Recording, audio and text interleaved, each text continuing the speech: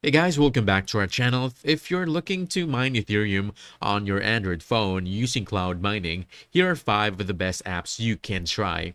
First is F2 Pool. This is one of the bigger and more established mining pools. With their mobile app, you can mine Ethereum and other coins, track your performance, and manage your mining on the go.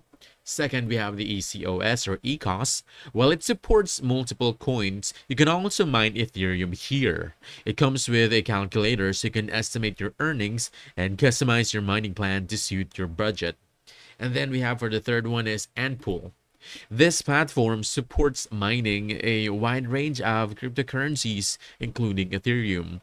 They highlight stable service, transparent earnings, and easy account management, making it beginner friendly. Fourth one, we have BMine Company. So BMine, what's great about this one is they give you an 11-day free trial, so almost 2 weeks of mining without paying. They use real ACIC miners through the cloud, offer daily payouts, and have one reasonable contract prices. And finally, at number 5 is Hex Miner. This one uses AI-powered Climb mining and lets you earn both Bitcoin and Ethereum. They already have millions of users, daily payouts, and you can start for free or pick a paid plan depending on your goals.